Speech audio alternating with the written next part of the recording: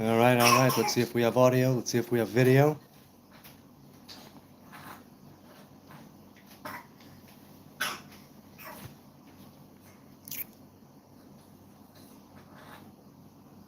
Hang on, hang on. Am I live? Yes, let's see. Am I on the right one? Seems so. Yes. Audio? Is there audio? Yes, there is. It's the Nazarite bringing you Hebrew lore from days of yore for another magical Q&A right here. Okay, so it's been a really lovely weekend. Hey, William Barry is here. How you doing? How you doing, William Barry? I hope you're having a great Shabbos, a great weekend. Let's dive right in. Okay. Eliyahu Pedael said, "For all that religious talk you're doing, it's crazy how you guys missed your Messiah and then had them crucified. Now you guys are walking around like, no, no, no, wait, we didn't just kill our Messiah. But yeah," he says, "let's just sweep that part under the rug, man. Nobody look over there. We missed the Messiah and killed him. Nobody look." Okay, so Eliyahu is basically saying we killed the Messiah and yet we are still waiting for the Messiah. And apparently, I guess what he's saying is how ridiculous it is that we are waiting for a Messiah when obviously he had arrived and we killed him. So here's the thing. If one Messiah dies, let's say that he was the Messiah. Let's say that he was an anointed king of Israel. Once the king is dead, he is replaced always and ever. This was the case. And I don't, by the way, can you hear me all right? I don't know with this hat if you can hear me all right. Let me know if there's any audio issues. Now, the thing is this. If people are saying we killed the Messiah, then we anoint another Messiah. If people are saying that we killed the king of Israel, we anoint another king of Israel. I don't quite understand where this is coming from. If you look at the Hebrew Bible, if you look at all of the scriptures where there are kings, be it the book of Kings or, it's like one king dies, right? The king is dead, long live the king. That's the way it's always been, whether it was the kingdom of Judah, whether it was the kingdom of Israel. If one king dies, you anoint a new king. It could be the successor, right? It could be a servant, or it could be the son of the king. It could be somebody who takes over, by ruling. Hey, you're copycatting me. Okay, so when he says, "Nobody look over there, we missed the Messiah and killed him." So, wait, what was that? "Thanks for teaching me how to fight back in the day, bro. You got it, real J-Dog. You know it. I got your back. And your front, for that matter." Okay, so Eliyahu is saying, you guys crucified them, and now saying, no, no, no, wait, we didn't just kill our Messiah. So I'm saying, let's grant that proposition. Let's say that the Jews had their Messiah killed. It would not be the first time that a king of Israel had died. It would not be the first time that Israel went after a prophet and killed him. It would not be the first time that they went after a high priest and killed him. And it wouldn't be the first time they went ever after a king and killed him. Anointed ones, be they kings, prophets, or priests, were killed, unfortunately, by the people of Israel. Which means that this person who's saying this, there's absolutely no case here. No case. "Hello from Palestine," says Dazko. Salam alaikum. Marhaba. How are you? Hope you're doing well, man. Okay. So, now, as for that, let's sweep that part under the rug. I don't think anybody is sweeping anything under the rug. As far as I know, all that Jews are saying is that, he wasn't the Messiah. And if he was the Messiah, then he's dead. So he's not the Messiah by definition of being dead. And even if you say that he was resurrected, we don't follow the dead. We don't crown the dead. So it really has, hey, hello from Spain. Hey, Auburn Woodsman says, "This is my favorite transgender streamer." Thanks, man. I appreciate that. That is a lot of fun. Hey, man, I'm gay, bi, trans, lesbian, furry. I'm whatever you want. I got it in me. I'm the full spectrum right here. Coming to you live from Jerusalem on this fine Saturday night. Tell me, where are you at? I see we've got Spain here. We've got Palestine here. "Israelites were the original Americans," says Shalu Card. Israelites were the original Americans. How do you figure? I figured the Native Americans were the Native Americans, but let me know if I'm wrong. "I'm fine, mate. Hope you are too." Good, Dazcode. Good. We should have peace between us. We really, really should. I have some fine chai tea, with no milk or cream, of course, in my cup this evening. Still a bit too hot. I'll wait. Oh, pardon me. Fool, says Andre Smith. Of course I'm a fool. What else am I going to be? A wise man? That's no good. Hello from Spain. Hey, Pedro. Hey, Pedro. How you doing, man? How you doing, Pedro? Okay, so let's continue with the chat. Oh, wait, hold on. I think we call that pansexual when it's all in you. Right, pan means everything, right? Pan is the god of everything. That's why Peter Pan is Peter Pan. M5 Toe 2 C16. Why would you people of God be so sinful in serving the devil? Well, what do you mean by serving the devil? If you mean literally devil worship, that's one thing. If you mean serving the devil hamburgers or bacon or tacos or I don't know what, then I'm guessing he would be okay with that. Or if or if like the Rolling Stones, you have some sympathy for the devil, I dig that too. I really do. Do you believe in the realm? Asks African Endolovu. I don't know what the realm is. Tell me which realm, and I will tell you whether or not I believe in it. Also, what does it mean to believe in something? I'm not sure.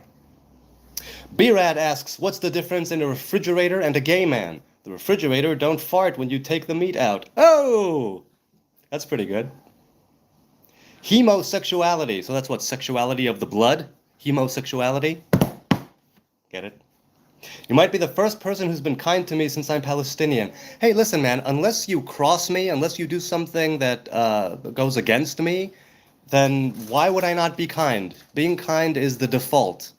It takes, I'm not kind to everyone all the time, but it takes time to get on my bad side. So yeah, I'm happy that I'm kind to you. It's good to be kind towards people, and it should be the default. You should be kind and respectful, and you should also be wary, depends who you meet. I thought Halloween is over. Halloween is over. Purim has not yet arrived, but no, the fun never ends in this house. When you're living with a woman of the theater, we have all kinds of costumes and get-ups and props. Are you from Israel, the dad engineer? What type of engineer are you, Dad? Are you a civil engineer? Are you are you an electrical engineer? I am from Israel. I'm in Jerusalem right now. I like your cool wizard hat. I thought you were playing Dungeons and Dragons. I've never in my life played Dungeons and Dragons, and I probably should someday. I really, really should. It sounds like fun. What are you smoking? What's with the outfit? I'm not smoking anything. My tea is smoking a little bit, but that's steam, not smoke. And the outfit, I was in the mood to dress up, so I did. I have, like I said, all kinds of props and things in the house. I used to have a terrible fear of speed bumps, but now I'm slowly getting over it. Whoa, Michael O'Donnell coming in strong. Puns, man. I love puns. Especially the, cringy, groany puns, definitely. Being gay is a sin according to the word of God. That's false. What's a sin according to the word of God is anal penetration between two men. Simply being gay is not a sin. See? That's where a lot of people get wrong. You are a wizard, says Biggie. No, I'm not a wizard. I'm more of an apprentice, but I just bought the threads, so I could show off. Jay Lemmy says, Beatrice, that's the best way to turn people against religion. Oh, Beatrice says that Jesus loves me. Well, I love Jesus. Oh my word, do I ever. No, you know what? I think that he was a cool guy and a humble guy and a righteous guy, and he's dead. That's how I see him. Just another dead righteous man among billions. So yeah, you should try it out. It's a fun game. It really looks like a fun game. It truly does. It truly does. And at work, at some point, they had a game going after work once a week or twice a week, with our office manager being the dungeon master. But I couldn't stay. When you have little kids, the chances of you staying after work are slim to none. Do you play video games? No, I don't. I don't play video games. I used to be heavily into GTA 20 years ago.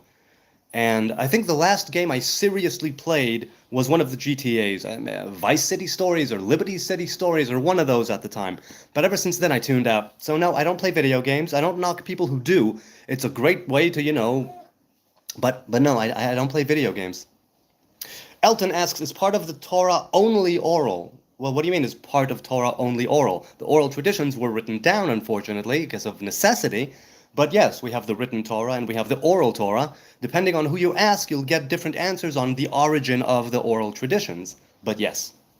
GTA 6 is coming out next year. Yes, it's true. That's what I hear as well. GTA 6 is coming out. Moneymaker. Are you making money? Are you? Do share. How is it that we are meant to make some money? You should start playing GTA 6 when it comes out. Moneymaker, I don't think so. I really, really don't. You should look in the mirror, you look dumb. Well, obviously, Michael Seguin, obviously I look dumb. I'm here to entertain you, good people. Okay. Cast the Fent spell. What's the Fent spell, Galaxy Dawn? Is that the anti-fentanyl spell? Don't be lazy, says, all Jews act self-righteous and talk down about Jesus, who's been a better Jew than all Jews since please kill yourself. I don't think I'm going to kill myself tonight, maybe a different time, but not tonight.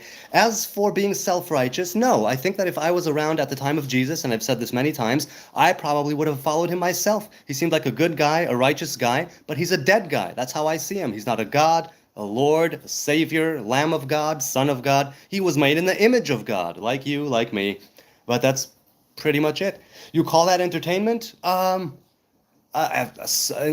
some stupid level, yeah, definitely. Still there. Yeah, I do. If you have contracted the ancient curse called gay, go to the shrine of Talos in Whiterun. You will be cured, says Patrick Bateman.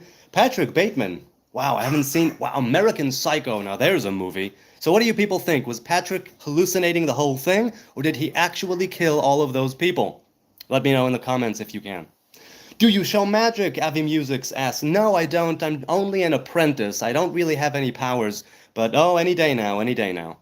Baruch ata Adonai Eloheinu, melech haolam, she'akol niyeh b'dvaro. That was a Hebrew spell, by the way. You're too pretty to be a wizard. Oh, thanks, Carlos. I appreciate that. But no, I don't think so. I don't think so. Jesus is God Almighty. Doesn't matter what you believe. Obviously, it doesn't matter what I believe. I'm telling you that I'm simply saying that God, according to Torah, does not come in the flesh, right? Even at the assembly at Sinai, which was the highest revelation to the children of Israel as a collective, and even to Moses, who was the father of the prophets and received the highest revelation traditionally than any other human, even there, it was all revelation. It was all the image of God. It was all reflections of God, influences and emanations of the Most High God, and not actually the Creator. Definitely not in the flesh. Now, people might think that God can come in the flesh. That's cool, but we don't worship a God in the flesh. There's the difference. People say to me, oh, if God can do anything, why can't he come in the flesh? And I'm like, okay, let's grant that and say that God can do that. We do not receive that revelation. If other people receive a revelation of God in flesh, by all means, follow it, and many people do. They call themselves Christians who follow Christ. Christ means anointed one. There have been many Christs along the line of the Hebrew people. We don't worship them as deities. The Torah says at that assembly at Sinai there was a revelation of a voice, but not an image. There was no image, and the commandments specify, do not make God out of anything that appears in nature, for God is above all of that, right? Not the stars, not the earth below, not the water, nothing. So there you go. E. Kim Bad says, if I walk around Israel with my cross around my neck, you people spit at me? No, some idiot fools might spit at you, but they are in a minority. There's a highly respectful, people and collective here of Jews who don't give any crap what you believe. As long as you don't act in violence, they'll be tolerant, and more than tolerant, they'll actively be kind towards you, because religion is not the end-all be-all. There's also the human, right? Don't forget the human. All right. I am a sinner producer by, says Avi Musics. Hey, you're a music producer? What type of music are you into? What type of music do you produce? Please let me know. Jews been wrong about Jesus. Yes, M5C, I understand that Christians think that Jews are wrong about Jesus. That is all well and good. Nobody is telling you need to believe what I believe. Nobody is telling you need to follow the Torah, because you're not Jewish. If you were Jewish, that would be a different story. But since you are not Jewish and you're, of the non-Jews, you can do whatever you want. I have nothing against it. But if you're going to come at me and say that Jesus is God, I will point you to the 5 books of Moses where it says categorically not. That's all I'm saying. Obviously, I'm not saying you're wrong. I have no doubt that if I were Christian and had been saved by Jesus and, thought Jesus was God Almighty himself in the flesh, I would do anything and everything in my power to spread that good news and to get other people, right, back into the flock. So I don't fault Christians and followers of Jesus who come at me with the Jesus. Not at all. I understand where they're coming from. I do. I really do. Stop ignoring my question. Unmanned, are you Zio? I'm assuming you mean Zionist. So, two types of Zionism. Biblical Zionism and modern-day Zionism. I am both, but I lean more towards the biblical Zionism, right? That's written in the Torah. With the modern-day Zionism, I have some reservations. Zionism has made some mistakes over time. The state of Israel makes mistakes. The government makes mistakes. The army makes mistakes. But yes, I am definitely a Zionist, but I'm not a militant Zionist in that sense. And I believe that we should live here in peace with our neighbors and our Ishmaelite cousins. So yeah. The Happy Badger says, you're welcome. Keep believing in fairy tales. I'm not sure if you're responding to someone or if you're talking to someone in the chat. Either way, I'm willing to accept the fact that everything that I believe in is a fairy tale. Let's say, and now what? It always comes back to now what, right? I have these traditions, I have these books, I have these scrolls, I have these faith, right? I have this faith and these ways that I've been taught and things that I've taken in. And if it helps me to carry out my life in such a way that I'm better and do good in the world to some degree, even if it's in my little tiny sphere of influence, there is no harm in that. Now, as you expand your influence and you start doing other things, then you can see a lot more with a lot more discernment, right? If what you're doing is balanced or unbalanced. But as for the origin of everything, as far as I'm concerned, it can be myth, it can be fairy tale, it can all be legend, it can all be pulled out of somebody's butt cheeks, and still I will say that these stories have been passed down generation to generation, which means that they have some wisdom. They don't have to be true in order to have wisdom, just like a play or a movie or a book that can be precisely exactly fiction, yet still teach you something about humanity if it speaks right in the language that speaks to you. And the Torah, if anything, deals with archetypal people, archetypal scenarios. So there's a lot to learn from it, even if we say that it's all completely 100% fake. You know what I'm saying? Maybe you don't. I'm so glad I'm high for this, says Lifelight. Hey, all right, what are we smoking tonight? Oh, I'm assuming maybe it's high from, if you're high from something else. If I could do anything to help your high, please let me know. Joey asks, how do you feel about Jesus? I've literally explained that just now. Forgive me. Someone else in the chat explain it to him. How will Jewish prophecy be fulfilled if Second Temple is destroyed? There is no necessary need for a temple. We must remember that we all go back to Eden. And in Eden, there was no temple. In Eden, there was no priesthood. In Eden, there was no nations, different nations, different religions, different doctrines. No, it was very simple. Mankind, the divine revelation, nature, together.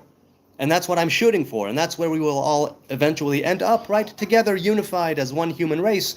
So if you're talking about prophecy, I don't think that the prophecies need to be fulfilled in the least. However, how will it be fulfilled without a temple?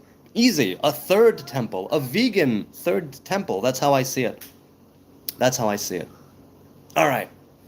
Big Mango says, the average Jewish guy from California on Wednesday night doing LSD while reading the Mishnah. So I've never read the Mishnah while on acid. I've had some very interesting conversations with people and engaged in in a Verbringen, as they say, but not specifically Mishnah. Maybe if I'm ever high again on acid, I should try and learning some Mishnah. Do you recommend a specific masechet, a specific tractate to learn while you're high? Now, the last tractate that I learned seriously was a few years ago, which was Masechet Zvachim. It was pretty good. Pretty good. Are you on opium, sorcerer? No, I'm not on any drug. Definitely not. I mean, I'm high off Shabbos, right? Well, Shabbos, the Queen exited our lovely home a few hours ago, and I'm still riding that high. It was a great Shabbos. The Queen was gracious and benevolent to us all here. Do you believe Judaism and Zionism are one in the same? I believe that Zionism, particularly biblical Zionism, comes from the Torah, and I believe that Judaism, being the religion of the remnants of the kingdom of Judah in Judea, is also, right? So both point back to the Torah. Zionism and Judaism point back to the Torah. So I believe that they both point back to the same origin, but no, they're not one and the same. They're not one and the same in the sense that you don't have to believe in the Hebrew God and follow the Hebrew traditions and keep the commandments in order to believe that there was a Hebrew home in Judea, an ancestral home, and that we ought to go back there. So no, they're not mutually exclusive, right? There's a lot of overlap in this Venn diagram or whatever it's called. So yeah. Shema, says Lauren. Indeed, Shema Israel. Hear, O Israel. How do you feel about Zohar? I'm a fan of the Zohar, but I believe that it needs to be studied with a proper master. And I believe that when you don't study it with a proper master and you make certain mistakes, it can lead you down a very destructive path. And that there's a reason why we don't derive halacha, rabbinic law, from the Zohar, right? The Zohar is a very interesting book, to say the least. Those who study it religiously say that it's closed with 1,000 keys, and or 1,000 locks, right? The Zohar is maybe not unique, but certainly special in the sense that you take out of it what you, according to the level, according to the lens through which you look at the Zohar, you will learn the teachings that you need or that you require. But it's so esoteric and so allegorical and so mystical, quite literally, right, in its nature, that you need to learn it with a proper master, definitely. You need to have somebody who will help you navigate the ways in which the Zohar is written and the different contradictions that appear there. You need to learn it. Whatever school of Kabbalah you ascribe to, you need to learn with a proper master. You are the master of disguise, says Connie. From a giraffe to a wizard, we love you. Thanks, Connie. I appreciate that. Yeah, Johnny Giraffe. I'll definitely be Johnny Giraffe again one of these days. That's for sure. Are you a rabbi? No, I'm not. Are you Rothschild? No, I'm not. Oh, FDF, nice to see you again, man. No, I'm not of the Rothschilds. And Anna, no, I'm not a rabbi. Some people have said I should be, but no, to be a rabbi, I don't want to. I don't want to be a rabbi. I definitely don't. No. My Jewish brother says we're back. How you doing, man? How you doing? Your master is the devil, says M5. Sure, okay, my master is the devil. Hey, devil, it's you and me, huh, bruh? I mean, if you want to say so, by all means do. Yes, I am a student of the devil. Ah. Holy shit, it's Rasputin, says Jacob Brown. I for years thought Rasputin was like some sort of a communist maven, or some sort of communist individual highly. No, apparently he had nothing to do with communism, and it's a common misconception. He was a mystic and a healer, I found out recently. Venezuela. Hey, Venezuela, you're going through some crap, I hear, huh? I opened up the news after I went online after Shabbos because I don't have my phone or my laptop on during the Shabbos, and I found that all kinds of crap had went down over the weekend in Venezuela. I hope you're okay. Hungry Garfield. Love the name, man. I'm a fan of Garfield. We even got married on his birthday. We found out retroactively. What's your favorite walks into a bar joke? Oh, man. I guess it's got to be the classic, right? A horse walks into a bar. The bartender says, "Why the long face?" User X says, if you don't think Judaism is satanic, this guy's Exhibit A. Yes, indeed, it is satanic. I practice satanic magic, deep, dark satanic magic, and I'll definitely put a spell on you, user. Oh yes, oh yes. Do you have a boyfriend? No, I don't have a boyfriend, and maybe at some point I will. I don't know. What do you think? You think I'll have a boyfriend? No, I guess. I'm not attractive enough to have a boyfriend. I am attractive enough to have a woman. Right. Well, she settled? Yeah, she settled. She settled for me. That's okay, though. You always have a settler and a reacher, right? Jewish Harry Potter, LMAO, eh? Indeed, although this is more of a Sorcerer's Apprentice Disney sort of vibe with the Mickey ears. But yeah, I'm definitely... I think at some point Albus Dumbledore is wearing one of these, but without the Mickey hat. Must have lost his job. Hey, Sneezer is in the house. How you doing, man? How you doing? Sneezer, check out his channel. He's got some stuff that's so oddly esoteric that all of it goes over my head. I sometimes can't make head or tail of it. And it's always sort of interesting, but I honestly can't follow it. And people much wiser and better than me, I'm sure, will be able to follow Sneezer's train of thought. But I'm not able to for some reason. Not able to.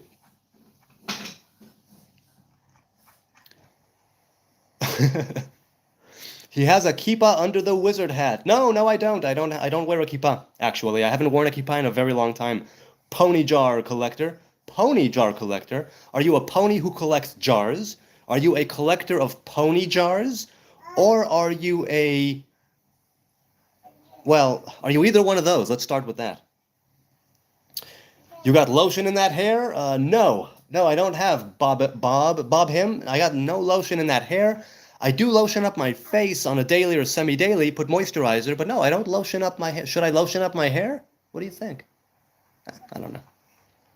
Nobody loved Jewish people. Well, some people who love stand-up comedy would disagree with you. Some people who love Woody Allen and Mel Brooks would also disagree with you. Some people who love a lot of different inventions that the Jewish people have made over the years and all kinds of, they might disagree with you as well. Songs. What's that? The Christmas song. Yes, that's right. Do the Jews from Israel hate Christians? Well, I can't speak for all of us, but I'm going to go with no. Jews and Christians and Muslims and Rastas and Baha'is and Druze and others live here in relative peace. And there is, the occasional low terrorist attack of Muslims against Jews. And maybe occasionally there is a thought of some Jewish attack against Muslims. But that's usually how it goes down. But definitely not. The Christians live here in relative peace. I see them every day, walk in the streets, and it's all good. Now, there are some people, misguided people, who spit on Christians, and it's not a majority at all, but I have seen people blow that out of proportion and say that it's, all the Jews are spitting on Christians. It's like, no, some ignorant Jews are spitting on Christians. They think they're doing God's will. Some people blow themselves up and kill innocent civilians, and they think they're doing God's will. It's, I'm not completely comparing the two, but it's along the same lines. Thought, what about Gaza? Biggest terrorists in the world are from Israel, don't get it twisted. Okay, big yackle. All right. Well, if Israel is the terrorist, why haven't we obliterated Gaza in the first week of the war? Why have we sent leaflets and SMSs and phone calls? And why did we drop those loud noise bombs that make no explosion, other than the noise, to warn people before we bomb? Why did we create humanitarian regions? Why did we give humanitarian aid to the enemy in the midst of a war? And why do you not agree that most of the killing of Muslims and Arabs happens in other nations, but nobody gives a crap about that because the Jews aren't involved? No Jews, no news. So what about Gaza? We should have peace with Gaza. We should free Gaza from Hamas and religious extremism and terrorism and radical oppressors. And Israel should de-radicalize as well, and then we can make peace between the people who want peace instead of some fantasy of war and bloodshed. So yeah, that's what I'm thinking. No, don't go in there. The dad engineer says, shouldn't judge the whole by its extremes, I suppose. That's the case, yep. The question is, how much is being done to the rest to prevent such behavior against Christians? Well, first of all, if you spit on somebody in the street, I'm pretty sure that counts as technically as assault, and you could be arrested, right? You can have a complaint made against you and arrested legally and be charged with assault. Second of all, people here teach tolerance in the sense that we don't go and blow up mosques, we don't go and blow up churches, we don't have mass events, of discouraging others, we don't have any kind of tax on non-Jews. The state of Israel is a democratic Jewish state, meaning that it's democratic and it has Jewish elements because it's the state of Israel. But by and large, and I mean a great percentage, right, of the rulings, of everything, in any walk of life here, has nothing to do with religion, and if it does, it has to do with the Jewish religion. Christians and Muslims have days off here. If they work for a Jewish boss, they still can have days off, right? It's like there's no basis for comparing with any other, let's say, Muslim country that goes terribly against other religions. Do you like dark chocolate? Fabio asks. Yes, I do. It's really the only chocolate I can eat because I'm vegan, so I don't eat milk chocolate or white chocolate that usually also has milk. So dark chocolate is what it leaves me with. I prefer 60 or 70% cocoa in my chocolate, but I'll pretty much take whatever dark chocolate comes my way.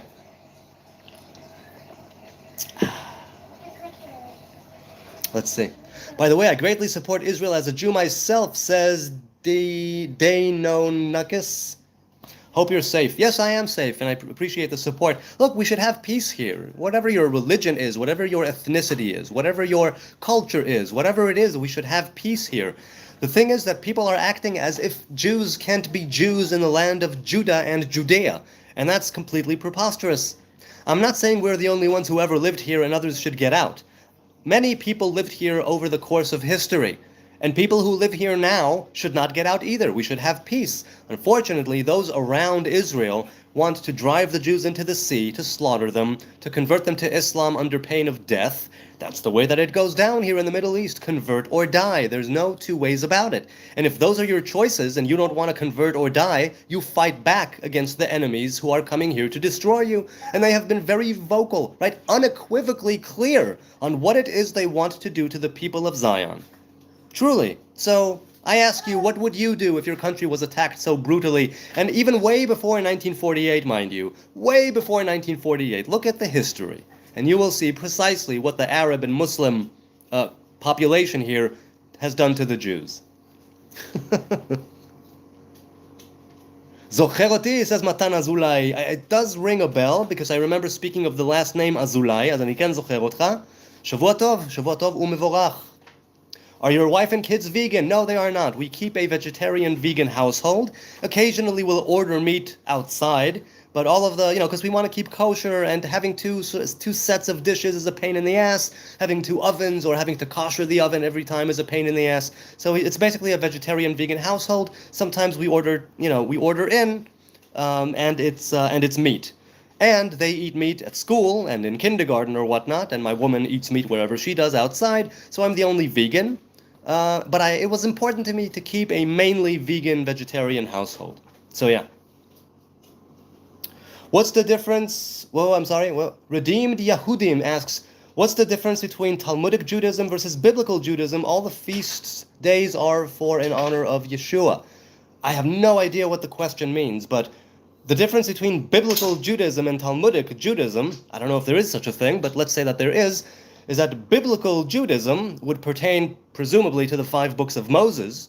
The prophets and the writings and the scrolls all point back to the 5 books of Moses. So people like Karaite Jews, who say that the rabbinic traditions and the rabbinic law is not binding and it's only one tradition out of several, and they follow the written Torah but not the oral Torah, they say that yes, the 5 books of Moses are binding, but the oral traditions are not. The Talmudic Judaism, if you will, also known as Orthodox Judaism or Rabbinic Judaism, are the ones who say, yes, but there was an oral tradition that came down alongside, at Sinai, alongside the written Torah, and it was passed down orally throughout the generations, and when there was a necessity because of war and exile and destruction to write down the oral law was never meant to be written down, and then it was because of necessity. That's the main difference between them. One of them sticks to the 5 books of Moses as canon, and one of them sticks to the 5 books of Moses and the oral traditions that have been written down and canonize that as well. That's the main difference. As for everything going back to Yeshua, I categorically disagree with you, because we don't worship a God incarnate and we don't worship the dead. That is also written in the Torah, so it's kind of contradictory. However, I understand that followers of Yeshua, of Jesus, Christians, see Yeshua everywhere in the Bible because they say that he is God. Obviously, you will see God everywhere in the Bible. I'm not saying they're wrong. I'm saying that's not the Hebrew way. So they have theirs and I have mine. All right.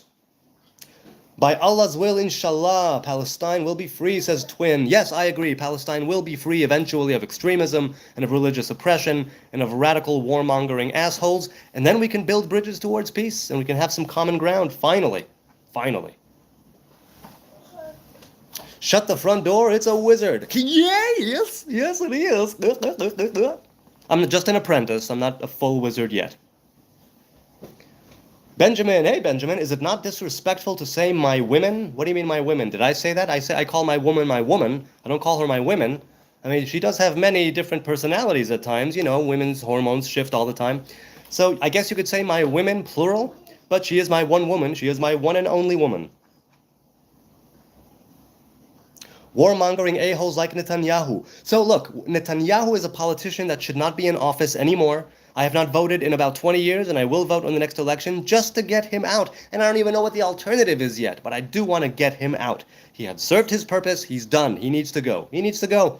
As for warmongering a-holes, you can make the argument that he is a warmongering a-hole. You definitely can. I don't agree with you completely, but you can make that case for sure. Why didn't you serve in the IDF? I did serve in the IDF. I was in the reserves. I was in the mandatory service since age 20, and then after that in the reserves until I was 38. So I have been in the IDF, and I got out a few years ago. So I don't know if you were talking to me in the chat, but I did serve in the IDF, and proudly so. And once again, I'm not a fan of every single thing that every single soldier does. Some soldiers, individual soldiers, behave like animals and like trash, and they should be kicked out and put in prison. But the IDF as a whole is something that I definitely support. Jew Nazi, says Booty Gig. Jew Nazi. Okay, what is Nazi about me exactly? Please clarify, because it's not plain to me. I'm ignorant. The IDF is like the Gestapo. Really, you think the IDF is like the Gestapo? Once again, tell me how. Give me actual practical examples of if you have an enemy that's attacking you constantly, breaking pacts, agreements of peace, using the guns that you supplied them with to keep their population under control, as law-abiding citizens against you. Explain to me how it is that we are Gestapo when we are fighting a defensive war that other people constantly start. I'd love to hear it. Zionist scum. Yes, I am Zionist scum, QWA, and proud of it. Mr. Chad Based. Wait, what did he say? Did he say something? I don't understand. Oh, Benjamin says like you own her. No, I'm her man and she's my woman. What do you mean own her? I've known her since I'm 16. We have a history together. We've been together for nearly 30 years. Does that give me some sort of, can I say my woman if she's been with me for nearly 30 years? Is that okay with you, Benjamin? But even if we married yesterday, I would call her my woman. That's the covenant of marriage. You are my man, I am your woman. We won't take anybody else. That's it. That's the covenant of marriage. We're in this together, ride or die. So definitely she's my woman, and definitely I'm her man. You're a clown. You're damn right I am. Troy Kozlowski. Troy Kozlowski says I'm a clown. I'm more of a wizard's apprentice this time, but I might dress up as a clown another day. But yes, I'm definitely a clown, and I appreciate you are a very astute observer. Good for you. Let's continue here. Congratulations on 30 years. Well, married for less, but yeah, we've known each other for nearly 30 years. Is that a party nose? No, it's my actual schnoz. It's a Jewish schnoz. Repent to Jesus, says Troy. Not today, Troy, not today. But keep on feeding me, keep on proselytizing. Maybe at some point it will finally click and I will be saved by Jesus. And, who will rid me of my sins and wash me clean and I'll be saved and that all that jazz. Until then, no, I'd rather go with the path of the Torah, the path of the commandments, the path of the Hebrew covenant that says, you save yourself, you do the work, you have a job to do, you have a mission to fulfill. Here is a path, here is a way, the way of your mothers and fathers, the way of your ancestors. Go with it, roll with it. Choose life. Choose life. Israel lives forever, says Air Force. I'm inclined to agree. Humanity lives forever, Forget Israel and nations, right? Humanity. Humanity is a good thing. We have a lot of bad sides. We have a lot of good sides. We need to get together. We need to get together and find some common ground. Find some love. Some love. We need love and peace in this world. Braun says, can't we all just get along, be nice to our brother from a Jewish mother? No, people can't get along. As soon as people understand that there's something to do with a Jew, they'll immediately unleash the hate and, release the Kraken or whatever. And because they have nothing better to do than come on some rando's chat and spread their vile hatred as if it's going to make a difference. These keyboard warriors who think that they'll make a difference by saying, oh, a dirty Jew. And I go, yes, I'm a very, very dirty Jew. I've been a very naughty boy. Y'all should spank me repeatedly. Have you ever read the Quran? Twin asks. No, I have not, and I won't anytime soon because I want to approach the Holy Quran from an objective point of view, and as long as I am living in a place that is torn by war for decades and centuries, that's not going to be able to happen, and I want to be able to approach the Quran and Islam at large and study it from a more objective and clean place. And right now, my views of Islam and the Quran have been warped by decades of tragedy and of war, and of bloodshed, and of hatred, so I wouldn't be approaching it from the proper place, so I have not read it. I'm not planning on reading it anytime soon. But I will at some point in my life, hopefully when there's peace, and I'll be able to take the time to see the Quran objectively, without any prejudice, without any, preconceived notions on what it is that I'm reading. Then I would be a lot more inclined, that is, to go along with it. For sure. Israel is a parasite, says Trash Click. Yes, many people say Israel is a parasite. Well, if Israel is a parasite, then we are the most productive and life-changing parasite that there is, giving the world tons of innovations, scientific, industrial, medical, and others alike. And I know it's a very inconvenient truth. Really, really, really do. But if you look up the inventions and innovations brought out from Israel, even only since 1948, unfortunately, history is against you. Ma la'asot. Not much to do about it. Not much to do about it. Monica says, I've never understood this hatred of Jewish people. Can you explain what it's about? Well, ask somebody who hates Jews. I don't hate Jews. I love Jews, my brothers and sisters, my people in Torah. So ask them.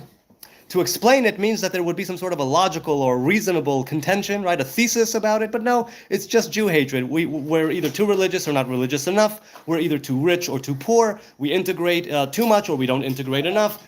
Hey, no, Mr. Baby. That's not for you. That's not for you, Mr. Baby. That's a no. No, hey, no. No. Yeah. Okay, let's continue. I think he wants he wants the lamp. For sure he wants the lamp. Here you go. Here's a ball. There you go. Shabbat Shalom, brother, says Troy. Hey, Shabbat Shalom to you too, Troy. For a second ago, you wanted me to... Oh, never mind. Do you believe in the Talmud, says Goyav. Well, what's to believe in the Talmud? The Talmud is a series of discussions and debates that are interpretations of the Mishnah. What do you mean to believe the Talmud? Halacha, that's the place where halacha is derived from. There's no such a thing as believing in the Talmud. There's deriving halacha from the Talmud. There's believing that the Talmud was passed down and then written down, but it has its origins in Sinai. But if that were true, then there would be there wouldn't be all of these different traditions and all of these views that are debated in the Talmud. If it was only one path since Sinai, right, straight and narrow, then there wouldn't be a Talmud. But there is. So I don't understand quite what you mean by believe in Talmud, if you could explain it to me. Are you on drugs? No, I'm not. I do dabble occasionally in psychedelics, but very occasionally. And no, Pascal, I am currently not on drugs. Get a job. I do have a job. God bless Dizzy. I have a wonderful job, and I'm happy to go to it every single day. Thankfully. And I say this as somebody who's had plenty of Joe jobs, retail jobs, security jobs. I've had plenty of dead-end minimum wage jobs. And for the past over a decade now, I've been employed with a wonderful company who I have a good, relationship with, and they with me. So I'm happy. I do have a job, thank God. God bless idiot. So Gabe says this is his job, LOL. Hey, I don't deny, if I could do this for a living, that would be pretty cool. I am actually thinking of monetizing. I'm not eligible yet for monetization. I think I don't have the watch hours yet. Maybe this week. However, if I do plan on monetizing, I won't make a shekel out of it. I want to give it all to charity. So I have a poll on my channel in the posts. I have a poll going. If you're into it, answer me. Do you want me to monetize the channel, or do you not? Or do you not want me to monetize the channel? And if I do monetize, anything from ad revenue will be donated to charity, and I'll try and be forthcoming, and transparent, and actually literally showing you people the screen and what I gave, just to keep it on the up and up. I'm still not sure. People who know more about monetization, let me know if you can. The ads that you see, should I monetize? Shouldn't I monetize? Would that put me under the thumb of YouTube more than if I don't monetize? There's so much I don't know about it. I'm very ignorant. So let me know. You sell diamonds? No, I don't sell diamonds. I sell words. I am a writer. I am a man of words, Chemo Lolo. What charities? Asks Luke. That's a good one. See, because I don't know what I'm doing yet, if I'm monetizing or not. I'm thinking either I will alternate, but in my mind's eye, it was, let's say, to a local soup kitchen. That's kind of what I had in mind. But I really don't know. I haven't yet been even eligible. I haven't been made eligible for monetization yet, let alone sought out a charity to give to, because I don't think it'll happen overnight. But if it does, and I start making some money that I can actually get, I would love to donate it all. I don't want to make a shekel from the ads or anything like that. That's what I would do. So I don't know what charity. I haven't looked into it yet, but in my mind's eye, it was some sort of soup kitchen. The thing is that with all of these non-profits in places, you have like the top brass management who make a handsome salary sometimes, and so part of your money is going to them, and I would want to ideally investigate how much of the money actually gets invested in the people who need it, in the people who frequent the soup kitchen for this, for all intents and purposes, if I go with a soup kitchen. But that's what I would want to do. No, not a Jewish soup kitchen, a soup kitchen in Jerusalem. Be it for Muslims or Christians or Jews or, I don't know, or people who are otherwise unaffiliated. Hey, man, did you have fun? Good. I'm glad you found your phone. So no, not a Jewish soup kitchen necessarily, a soup kitchen that serves all of creation. That's what I would want it to be. I think that's what I would want it to be. You're a retard, Harry. Hey, Grims, I appreciate that. Yes, I am a retard. I'm very slow on the uptake. I'm ignorant of many things. You'll have to dumb things down for me because I am indeed a simple dumbass in the Middle East. So that's just it. That's all I am. You love Christians. I love people. Unless they cause me to not love them for some reason, I go in with an open heart and an open mind and an open ear, and I love them for simply being who they are, unless they, again, come at me with something, and then, they could lose my love. But no, I try to be kind and respectful and loving to every person I meet, and that's the way, that's how I was raised. So that's it. What have you written? Well, I went to film school. I'm a screenwriter by trade, and for the past over a decade now, I've been working as a copywriter, content writer, blogger for various e-commerce companies. So that's what I write. I write content and blogs and e-commerce, product pages, things to do with selling and other things. And I also, what? Did you finish No, we did. Oh, the other one? Yeah, the other one's done. You can open up that one, but don't finish it, please. An agnostic soup kitchen, says the Learjet. That's right. An agnostic soup kitchen, as far as I'm concerned, one where everybody is welcome, one where they won't turn anybody away just because they wear a certain hat or speak a certain language or dress in a certain way. Well, if you need it, if you need a warm meal, come here. That's the type of place I would want to give to. But we are truly, truly ahead of ourselves. I'm not even monetized yet, let alone making anything, let alone finding a place to give it to. But that's what I would want. So please, if you want to participate in that poll, I'm gonna participate. The poll will be up until I actually am eligible for monetization, and then I need to, submit my to apply, and then that takes like a few weeks, I guess. So it's a few weeks until I get enough votes to see what I'm gonna do. Also, I wanted the community's input. I don't know what I'll do, but I wanted the community's input because it's you guys that are here with me, and it's you guys who might be making me the money, and I would want you guys to know what I'm doing with it because I am gonna give it away. I don't want to make a shekel from this. If any brand deals or whatever come along, I don't know what will. But if that, maybe that's a different story. But definitely from the ads, I would want all of it to go to charity. Are racist jokes permitted? Asks Biggie. Yeah, sure. Make any racist joke you want. Go for it. I mean, I don't know if you did or didn't. Warm meal until it's a Palestinian asking, says Talkin. Well, I think I made it quite clear that I would give to a place that won't turn away anybody who is in need. And I don't truly give a flying fart if they're Palestinian. If they are a Palestinian that is coming in, with a bomb, maybe they'll turn that person away. If he is coming in because he is hungry and needs a meal, I would not want them to turn him away, him or her. But thank you for being so racist and so prejudiced that you would assume that. Thank you. You're just revealing your own hate. You understand that, people, right? You understand that all of this is just projection. So by all means, go for it. Continue. Let it all out.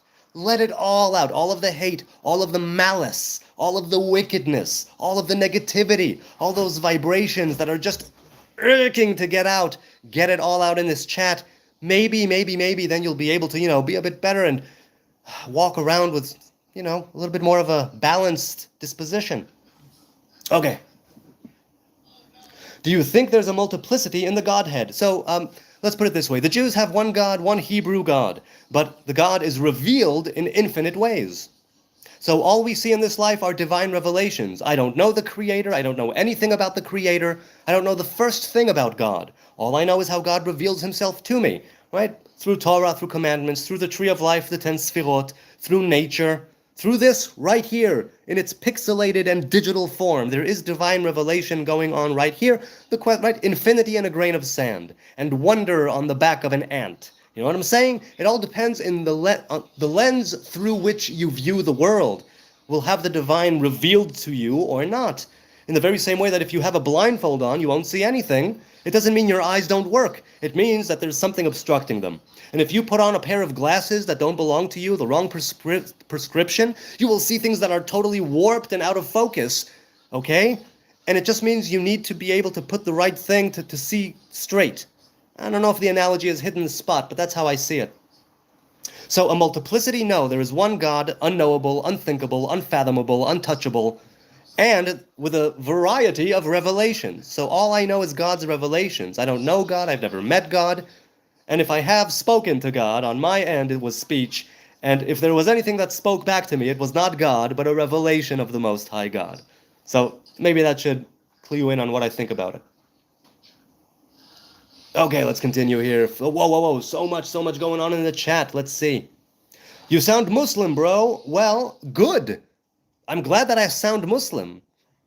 I should sound like anybody who wants to discuss spirituality, because religion and spirituality are different things. There's a lot of overlap, of course, but in its essence, religion is man-made and spirituality is not man-made. It's like a simple instinct given to us by the Most High God. And that idea of us seeking, right, and finding that awe of the divine, of the creator, of the night sky when it's completely dark, I mean, all of that, it's supposed to inspire you and move you, right? So religion says, oh, there's a doctrine and there are commandments and there are rules and regulations and middlemen, priests, pastors, whatever, rabbis, whatever the case may be. But spirituality is about you and your spirit making a connection with the divine revelation in every single walk of life, in every way, every day, every night. That's spirituality. It's you making a simple connection with your creator. Religion was put on top of it for different reasons. People call it the opiate of the masses. People call it control. People call it a way to keep people, down. And other people call it, no, it's a path. It's a discipline. It's a way. And it has merit. And I see both. Right? I pick and choose everything. I'm a cherry picker. I love your channel, says Hamilton. Thanks, man. I appreciate that. Do you believe that Jewish billionaires outside Israel have way too much influence and power over the Israeli citizens and the representative government of Israel? Well, look, I'm of the opinion that all politicians are puppets. They're all marionettes. We have the illusion of choice. We have the illusion of a government. I have a feeling that the ones who are really running things are people with power and money who have not been voted, and who whisper, right, who send their delegations and the people to whisper in the ears of politicians and make all these shady deals and back alley transactions and, whatever it is, and that the people, the simple people like myself, the simple citizen dumbass, doesn't know anything of it. We think that we have choice. We think that we're given this, it's your civic duty to vote. No, I haven't voted in about 20 years. Like I said, I will be voting in the next election because of this war. Whoops, earbud fell out. But no. No, I don't know how much influence and power they have. I don't doubt that they do, because money and power go hand in hand. So I don't doubt that they do, but I don't know what, and I don't know to what degree. But definitely, politics is a dirty game, and those who are actually voted into office are very seldom the one who are actually making the decisions, right? We don't live in a vacuum here. Voting Netanyahu out, my man. Right, okay, well look, I want to make it very clear, sweet Excalibur, that I don't have an alternative yet. I don't know the platforms, I don't know the parties. As far as I'm concerned, everything to do with different parties is just needless division. Needless, baseless division. Right? We're all human beings here. We should learn to get over our crap. And you know what? Even if there was some division that was clear-cut, and the politicians who are advocating for this or that would actually be men and women of their words, then we'd have something to talk about. But so far, in my long history of being in Israel, I've found that people make promises and don't keep them, and people want to get voted in and then forget about the voters, and people keep bumping up their own salaries while taking more taxes from the people. It's simply the way that it is. Now, once again, I'm only one man, one very ignorant, simple dumbass of a man at that. So I can't tell you that I know what's going on. But I have a feeling, just from looking at things, that that's the way it goes, and that the people who are actually in control, who are pulling the strings of these marionettes in the Knesset and in the government, are people that I don't know their faces. I don't know how much money they have. Nobody ever voted for them. They are just there. Money and power and influence. So yeah, vote him out. Definitely vote him out. That's what I think. He's been there long enough.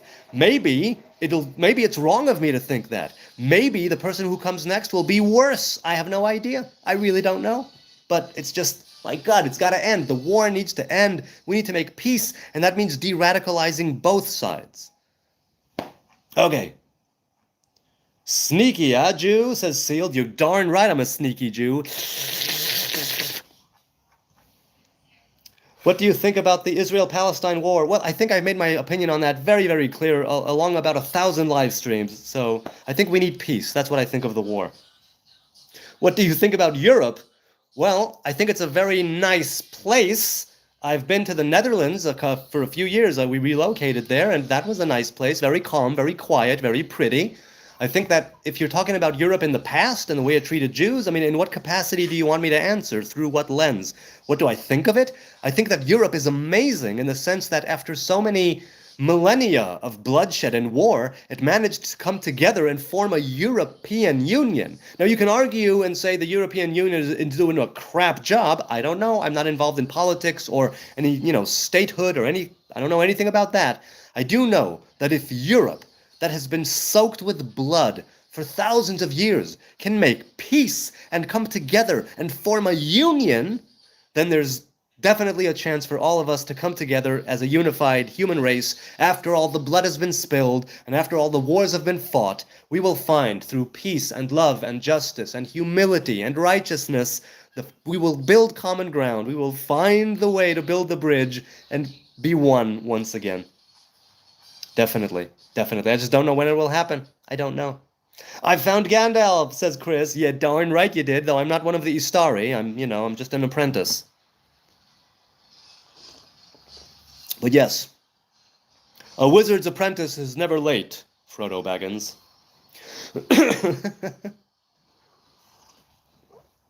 Redeem says, what do you think about Christians becoming Torah observant but keeping their faith in Jesus as Messiah?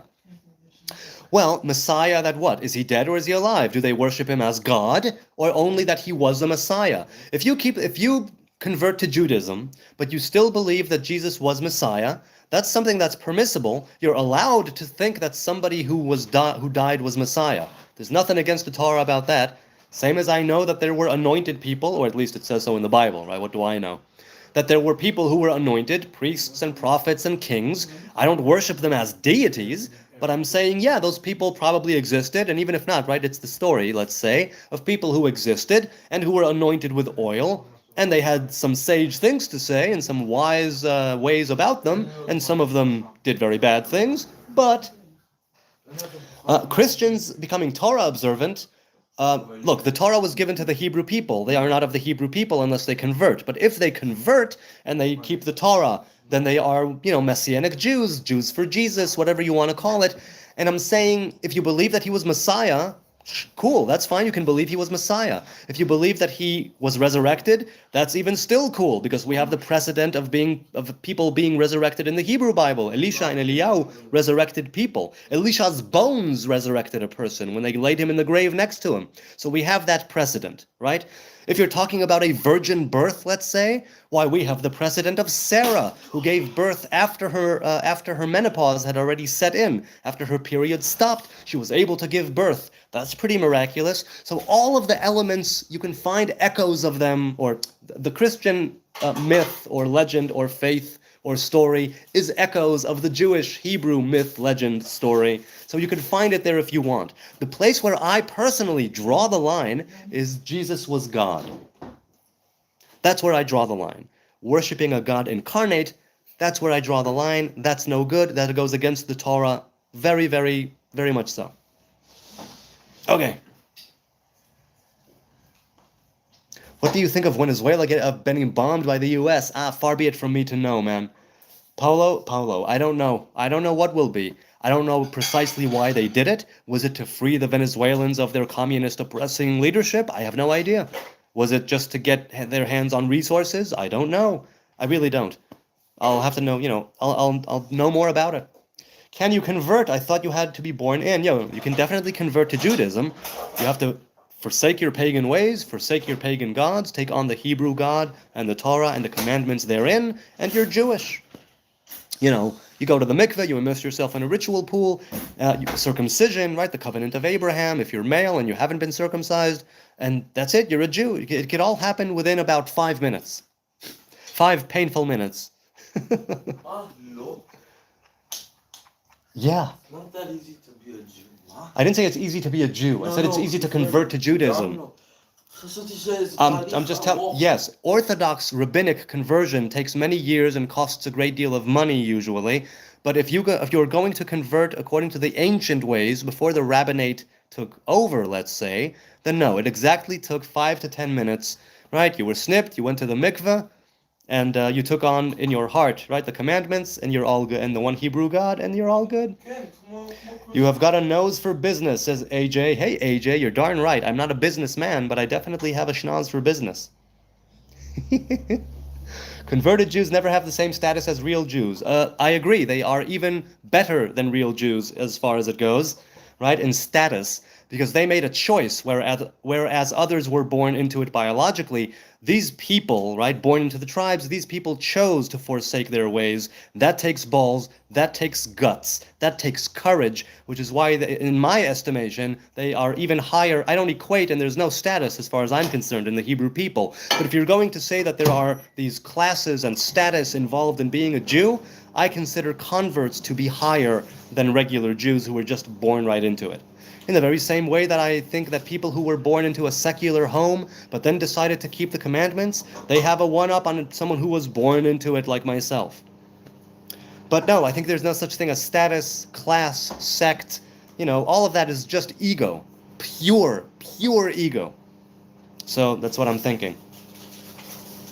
God incarnated is the body of Jesus. God incarnated in the body of Jesus. Right, precisely what the Torah is against. That's why I'm not a Jew for Jesus. That's why I'm not a Messianic Jew. That's why I'm not a Christian. That's where I draw the line. I'm willing to accept a lot of things that Christians say about the story of Yeshua, right, of Jesus. But where I draw the line is, he is God. Nope. He is definitely not God, not in the eyes of the Torah, not in the eyes of the Hebrew people. It's not the Hebrew path. It's not the Hebrew way.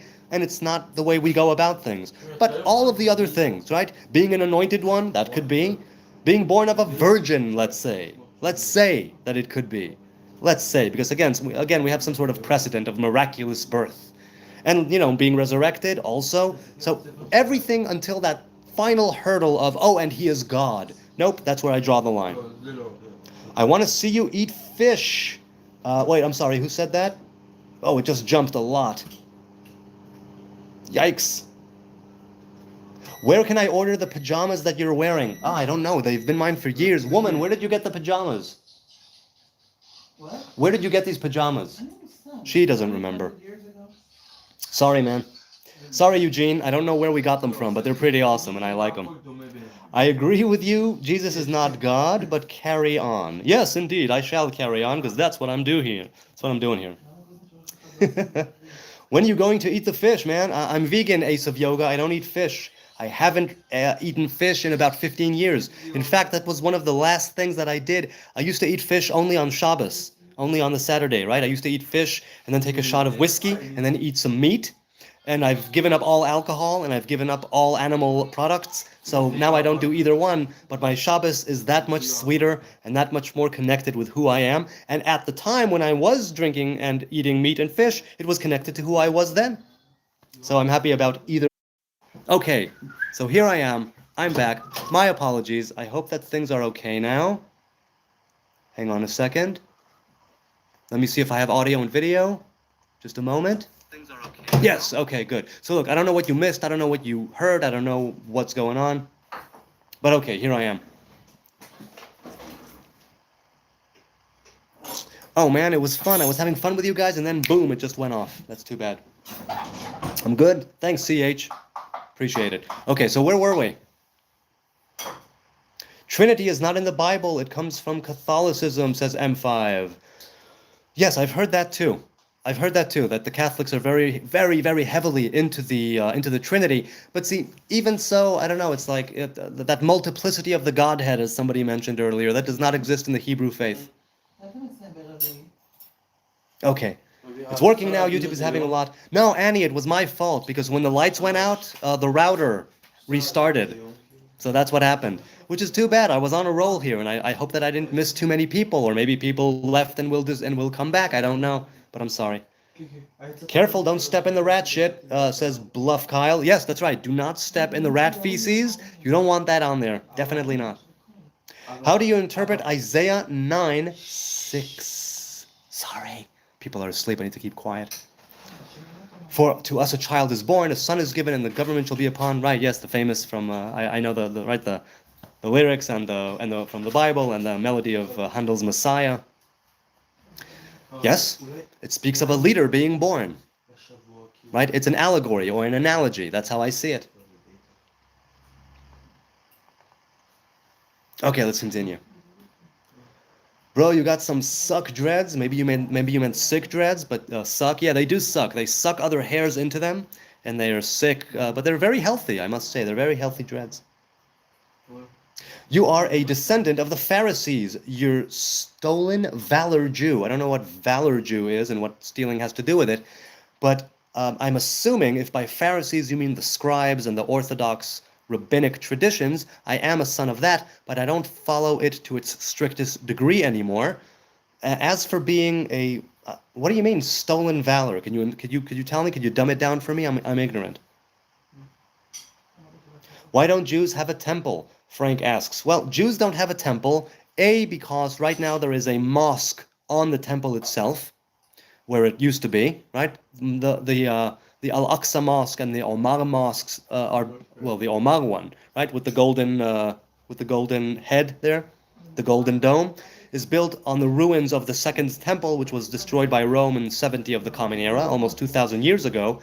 So that's why Jews don't have a temple, right? Secondly, in order for Jews to build the temple, it's said that we need to have ritual cleanliness, ritual purity. And that can only come to pass if we have the ashes of a red heifer, right, in order to put with the water and the hyssop and the ritual as it's laid out in the Torah. And that's why. So A, the location is currently taken, and B, we are not ritually clean yet. What we can do is build an altar. An altar is allowed to be built even if you're not ritually clean, but a temple must wait until we are ritually clean. Now, there is a discussion on whether or not it will be actually physically built by people, or whether some people say it will come down complete from the heaven. I don't believe that for a second, but it might happen. Who knows? I really don't know. Okay, let's continue here in the chat. Jew, says Ramsey. Yes, I am a Jew. And who are you? Stolen valor? Hang on a second. Oh, yeah, sorry. So you answered? You didn't answer? Oh, I'm sorry. It just boom. You just right now. Oh, man. I saw something and then the chat is moving so very quickly. I'm not able to actually catch things sometimes. So I start reading them, but then the chat, jumps all over the place. Okay. Correct, says Frank. But you can't have priests if you don't have a temple. The Torah in Leviticus says no such thing. What do you mean you can't have priests if you have no temple? The priests are part of the temple worship. So, yeah, you're kind of right. If there's no tabernacle or temple, there might be priestly families, but no serving priests. So the family exists, Levites and priests exists, but there's no temple service. There's no temple worship. So yes, there are priestly families, but no active priests in service without a temple. That's true. Most Jews worship Baal. All right, can you cite some sort of source? Where is the Baal temple? Where is the altar? When are the festivals? Because I don't worship Baal, so I have no idea. I really, really don't. Can anyone become a Jew, says Lanny. Yes, pretty much anyone become a Jew. There are two people, right?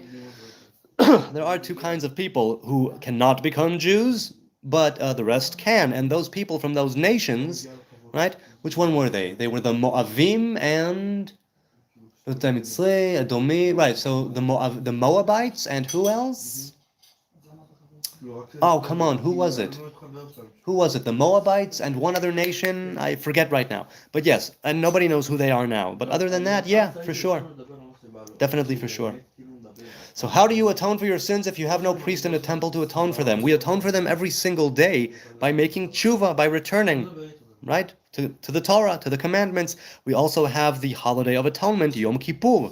So we have prayers, meditations, we have the holiday of atonement, and we atone by being good people and repenting for our bad deeds. That's how we atone. That's how we repent without the temple. And hopefully, we won't need a temple. We will be able to bypass, let's say, transcend the need for a building and for blood sacrifices and all of that, and just go with the human being in their body being the temple of God as it was back in Eden. That's how I see it. Hebrew Nazarite says, eternity. Have you read the New Testament? Yes, I have, once. Or is it forbidden that you read it? I mean, some might say it's forbidden. I don't think it's forbidden. I simply was not interested in reading it. I read it a few years ago. I loved the gospel, but the rest of it did not speak to me as a person who is a follower of Torah, or tries to follow Torah, I should say. No, it didn't speak to me because in the Acts and in the letters and in Revelation, I saw how people were twisting the words of the Torah in order to fit the Jesus is Messiah, Son of God narrative. And I didn't see that in the gospel. In the gospel, I saw the story of Yeshua, and I thought it was awesome, and I thought it was really, really well written, and I think the character of Jesus is virtuous. So I enjoyed the gospel a lot, but the rest of it I did not enjoy at all. I read it once, so I'm very ignorant about it. So yes, I have, and it was fun. It was a good read. It was a very good read. Why are you blocking people who you don't want to answer? I'm not blocking anyone. I don't ban anyone. There are no moderators in this chat, so I have no idea what you're talking about, Bluff Kyle. There are over 100 people right now. A lot of them are writing different things, and the chat is going by in a very fast pace. So sometimes I just don't see the questions as they're coming in. Maybe, I mean, you could try if you tag me, you'll be able to see what's up, because maybe then I'll see it. JV Hammer, Kenu Ba'aretz, I see some Hebrew. See, if I see something like out of the ordinary, maybe it will catch my eye. You okay, Sonny Jim? Wow. All right. But I'm definitely not blocking anybody. This is a free speech platform as far as I'm concerned. Huh? Hey, Duve, shalom to you as well.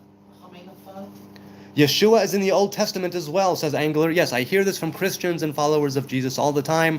Because they see Yeshua as God, they see Yeshua everywhere in the Bible. And they say that he is also in the Old Testament. I disagree respectfully and say no, he is not. And if he is, then he is just like every other king or sage or prophet or anointed one, and not a God in the flesh, because that's forbidden according to Torah. So there you go. You look like you appeared on my dream yesterday, says Boy Wonder. Hey man, in what capacity? Was it was it a kind of, were we hot and heavy?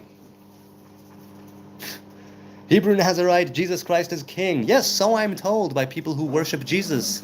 And, Christ means anointed one. Anointed ones are also kings. So if you say Christ is King, technically you're correct. If you say Jesus, the anointed one, is King, I'll say, okay, he was a potential king, but then he died. So he's not my king. And that's simply the way I see it. He's not my king. He's not my savior. He's not my Lord. He's not my God. None of those things apply. He was a righteous man, and he died, and that's it. He's a dead man. Look. Did you see? I saw that he dropped it. What? All the way over here. Yeah, of course. He can clean it up, right, guys? He can clean it up. He dropped it. He'll clean it up. Why don't you ask God who is Jesus? Why don't I ask God who is Jesus? I actually don't think that I've placed the question in my hitbodedut, in my spontaneous dialogue. I don't think that I've actually ever phrased that question to God as such, and that's a good thing. Thank you for telling me. אתה ישראלי? asks דורון אוריאל. כן, אחי, אני ישראלי. אתה נראה מסיבתי של הטבע. No, I don't go, am I Israeli? Yes, I am. In Yerushalayim, bringing you Hebrew lore from days of yore. And no, I don't go to parties. I don't go to nature parties. Many times they are on Shabbos and festivals, and I keep Shabbos and festivals, so no. But yes, I am indeed an Israeli, and proudly so. So, I saw the Hebrew. As for asking God who is Jesus, I might just do that. Let's go with that. Hebrew Nazarite. Oh, wait. Okay, wait. What do you think of Muhammad and Islam? Once again, robot, I've answered this a million times. I'll answer it again. Because my views of Islam and Muhammad and the Quran would be warped and are warped by many hundreds of years, and decades, let's say, of war and bloodshed and terrorism. I want to come to it from a place of more cleanliness and objectivity, and I cannot reach it right now, being the way that the land is right now. So what do I think? I don't think anything of Muhammad or the Quran or Islam. I think that the type of Islam that I'm meeting day to day in the street, could be very kind people, but Islam as an ideology, usually pertaining to Israel as a whole, is that Islam wants to convert the Jews or kill them. That's it. That's all. But definitely, I've met some lovely Arabs. I've met some lovely Muslims. I don't see anything wrong with being a Muslim or of Arab descent. But if you're here to kill me and you do it in the name of God, I might have something to say about that. So yeah.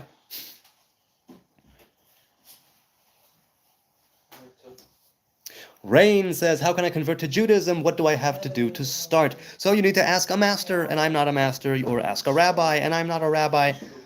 But I'll give you the answer that Hillel the sage in the time of the Second Temple gave somebody who wanted to convert.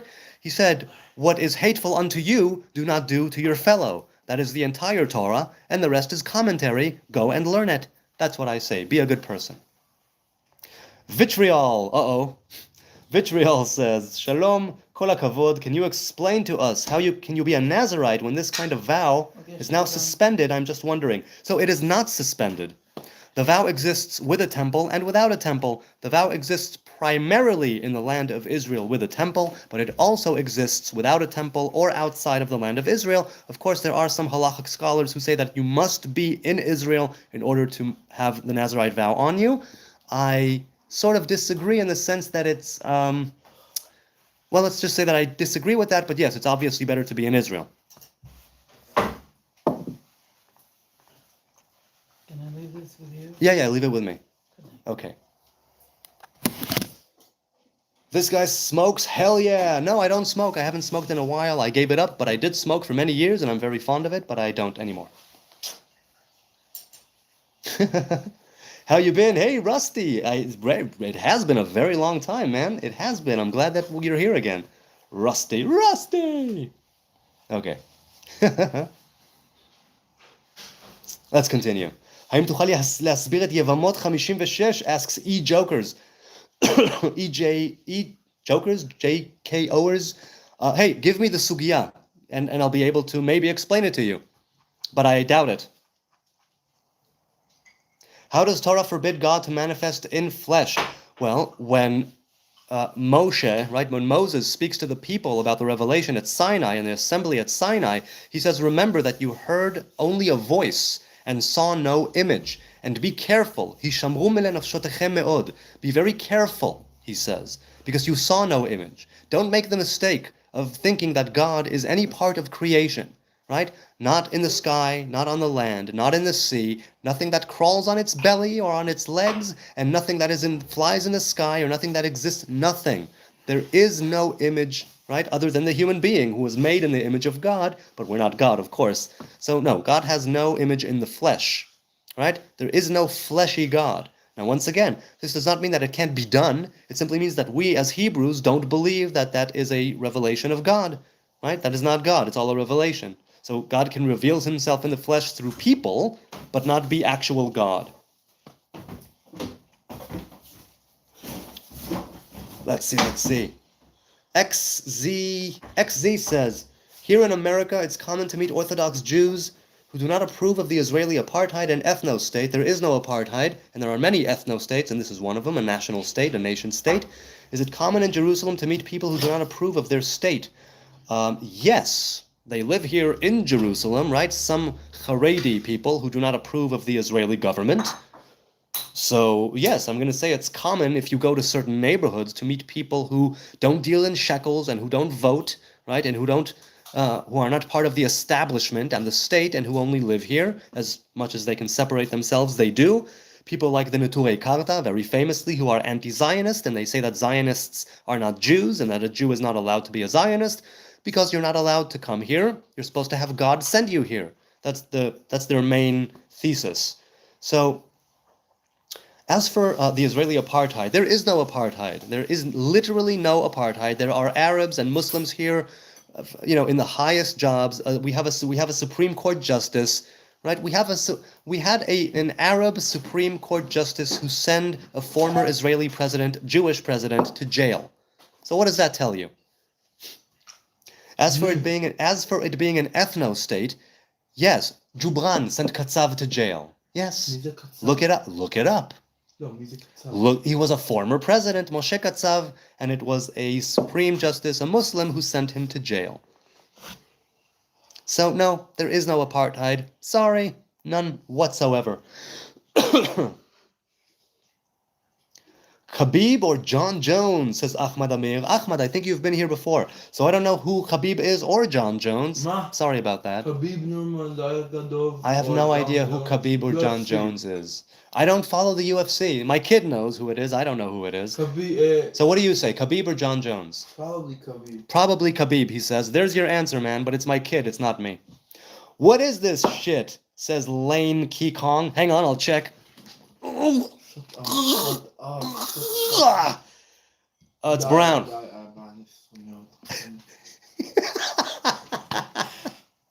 Hey, he asked in the chat. I must do what the chat says.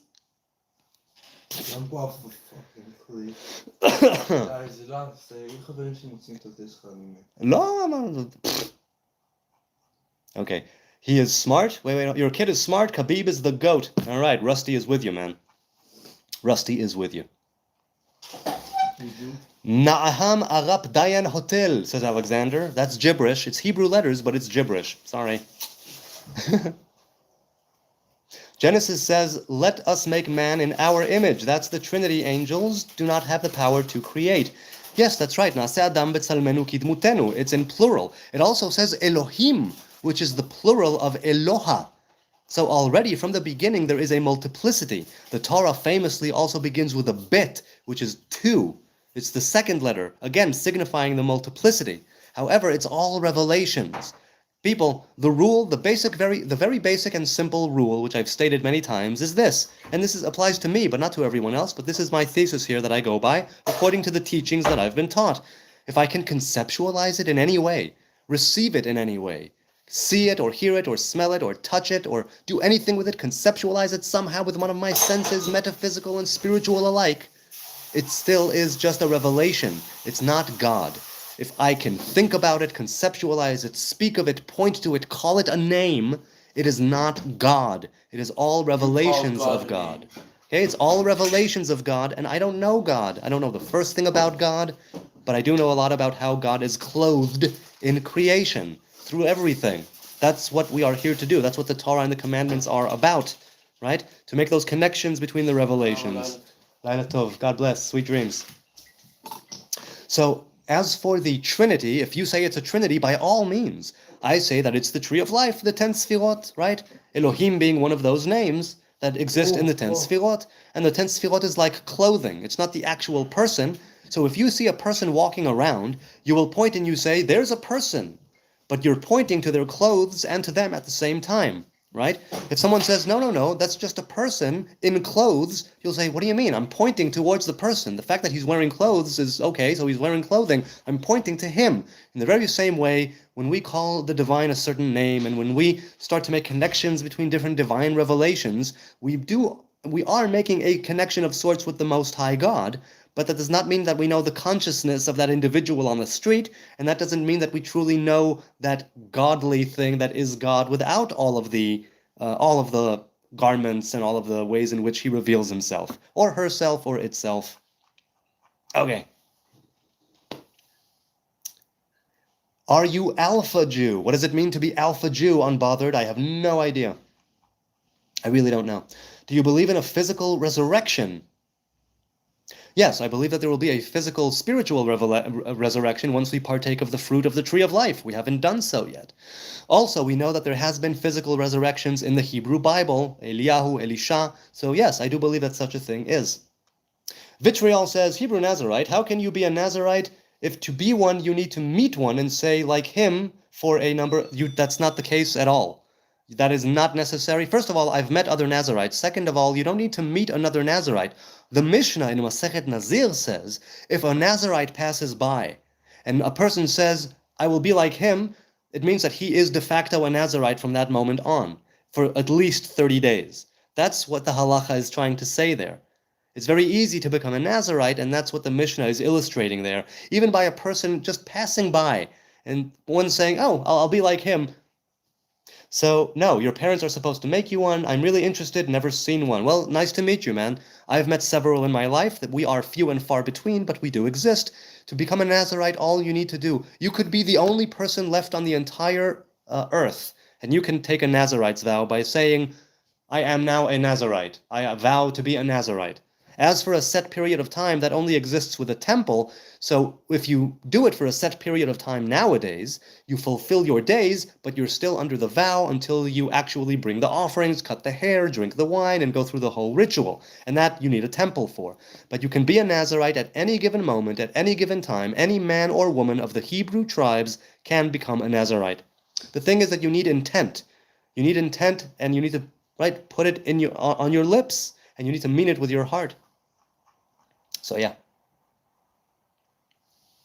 Angular says they will act religious, but they will reject the power that could make them godly. Stay away from people like that. So again, I don't know if you're talking about me or someone else, but I don't say that I'm religious whatsoever.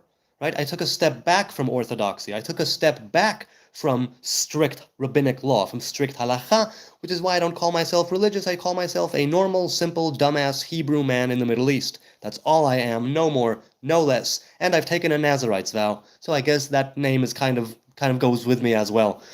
But that's all I am. I am just a simple Nazarite.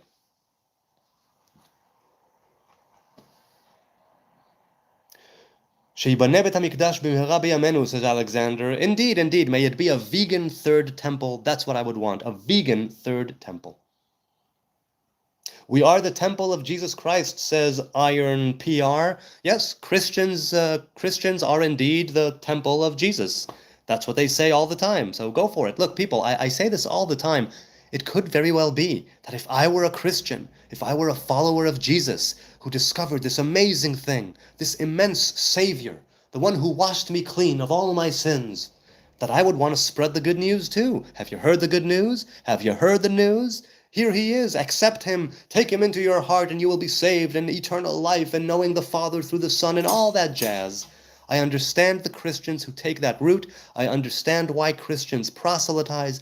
I understand, really. They found something so amazing, so life-changing, that brings them so much joy, fulfillment, and meaning, and they are just bursting to give it to other people. I get that, I really do. But as a Hebrew man, I don't proselytize, and I don't necessarily feel the need to have people be like me, act like me, think like me, talk like me, worship like me. Nothing of the sort, right? I'm a Hebrew man who keeps to himself in the sense of that I'm not telling anyone else how to live or what to do. I'll address your questions here, and some of them I might even be able to answer if I'm able to answer anything. But that's a huge difference between, let's say, Jews and Christians and Muslims who do want, basically, others to be like them. But that's not how the people of Israel are. Is it true, says Jacob, it says in Bible, what good come out of Nazareth except Yeshua? I have no idea what the Bible says about Nazareth or Yeshua because I don't follow the Christian Bible. I read it once, so you'll have to ask somebody who has actually read the New Testament and who is well versed in the New Testament what it says about Jesus and Nazareth, because I have no idea. Truly, I don't. Okay. Will the New York Knicks win the championship before the Messiah arrives? My God, I really wish they will. I really, truly, truly wish that they will. I'm a fan of the New York Knicks. I don't follow them, but I'm a fan. My parents are from New York. I have a lot of family in New York. I used to follow them closely, more closely, like 25 years ago. But since then, I'll watch a game every now and then. But I really, really would love it if they'd win a championship. Truly. Vitamin D is God, says Lad is. Oh, you know what? I have taken vitamin D as a supplement because I'm vegan. There was a time when I had to take it, and I took it every day for a few months, and since then I've balanced out. Maybe I'll take it again in the future. I do take vitamin B12 regularly, once every 3 days. Again, because I'm vegan, I want to keep things, doing right. Definitely want to do that. Jesus had good vitamin B12. Oh, see, we're talking about the same thing. Wait, I saw some Hebrew. Never mind. Just pass by. You're insufferable, says No Name. You're damn right I'm insufferable. That's what I'm here for. I'm here to make you want to throw up. I'm here to go against everything you believe in. I'm here to take your daughters and rape your cattle and, everything, whatever you want. That's what I'm there for. Why are you vegan? So I'm vegan because I was vegetarian, and then when I took on my vow, which is a Samson Nazarite's vow, which means that I can be defiled by death, right? By human death, a corpse. And still, I did want to do something in order to sanctify life as the other side of that coin. Instead of abstaining from death, though I still do. I don't go to cemeteries, I don't go to funerals, I don't do any of that. But at the time when I took my vow, I was still an active reserve duty field medic, and I knew that if I take that vow, and I'm still coming in contact possibly with the dead, that it would be me contradicting myself, and that wouldn't be good. So I took on a Samson Nazarite vow, which means that it's for life, and I can never cut my hair. I abstain from anything from the grape, but I can be defiled by death, because the Samson Nazariteship is above death. Something like that. And so, I decided, though, even though I won't take on the death thing, I will become vegan in order to sanctify life, to choose life, like the Torah says. So yeah, I like your costume. Thanks, I appreciate that, EVT. מה אתה חושב על AI, asks Postai4195. I am a fan of AI because it helps me with my work, but I don't know enough about it to really form an opinion, nor can I see far into the future to know what will come of it. I know that there are a lot of dangers involved. I think in many ways it will make life a lot easier. I know it will make medical advancements a lot more, well, innovative and rapid. Right? There will be a great rapid growth in industries of all kinds, but at what price? Right? So everything comes with a price. You don't lead this life, you don't make something like AI without paying some sort of a price. The question is, what is the price that we are going to pay?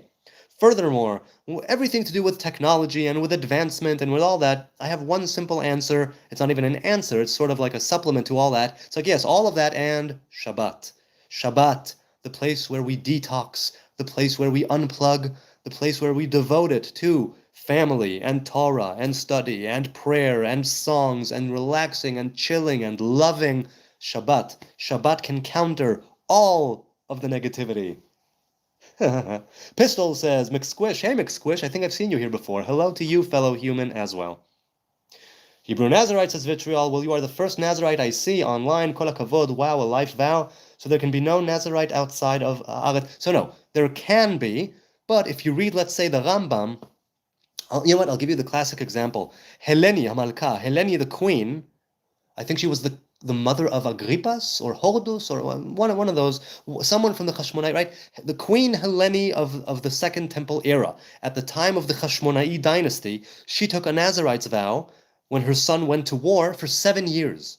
Okay? 7 years. And then she had another 7 years when she came to the land of Israel. She took on another 7 years and redid it because it was a difference of opinion on whether or not, now that she is in Israel, now that she is in the land of the Hebrews, does she need to redo her vow?